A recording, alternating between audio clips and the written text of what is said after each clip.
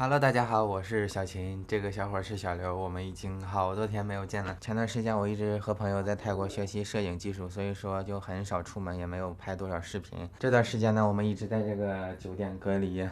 我们真的没有想到这次出国，国外疫情会变得严重，所以说我们签证到期就赶紧回国了，给祖国添麻烦了。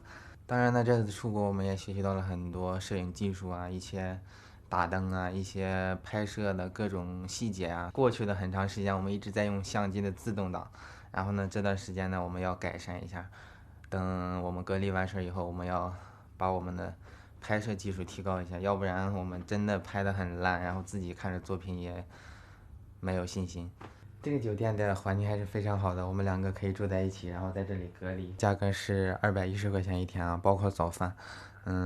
这个价格还是非常实惠的，我们两个可以住在一起，合下来也没有多少钱。然后呢，中午晚饭就是你可以自己点了，如果说你不要的话，你就告诉他们不要送；如果说要送的话，就是38块钱一份。这是我们的早饭啊，单份的，有鸡蛋，然后有夹心的包子，还有馒头，还有面包，还有一包牛奶。这个是营养套餐啊，隔离中还能吃这么好。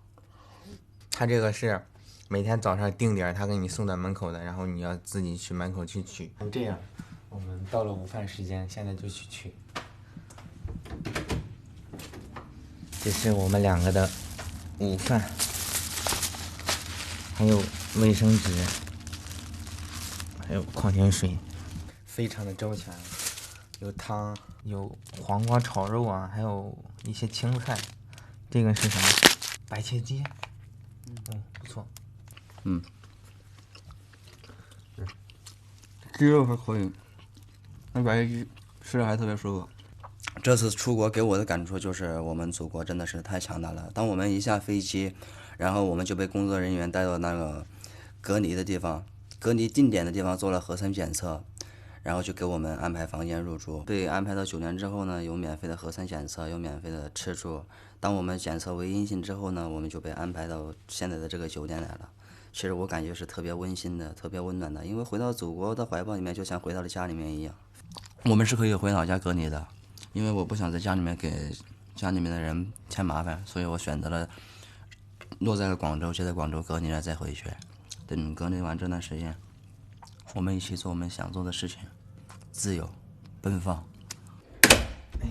噔噔噔，5点半整时，就是这个晚饭就送到了。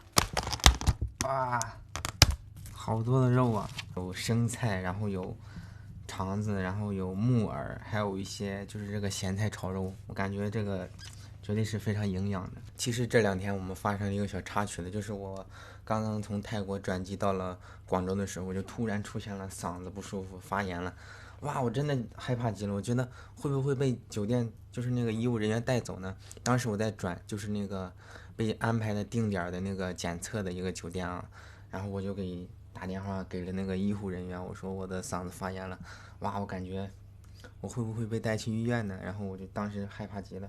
谁知道他们来了以后有安慰我，然后说你可能就是转机啊，然后那个嗓子的一个反应啊。他们和我说不是说所有的发烧啊，或者说嗓子发炎就是冠状病毒，因为有一些客人呢，也就是经过折腾以后，他们也会出现发烧的状态，然后他们需要做一个排查，所以说当时那个医护人员就给我做了一个血压呀，量了量体温呐，然后详细的问了我一下这个身体反应，所以说他们确定我就是这个嗓子，然后经历了这个从热带然后到广州以后这一个嗓子发生的一个正常的反应，所以说他们让我多喝热水就没有事了。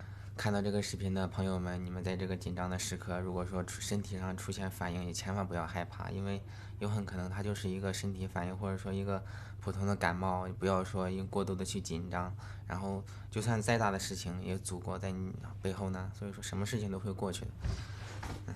吃饭。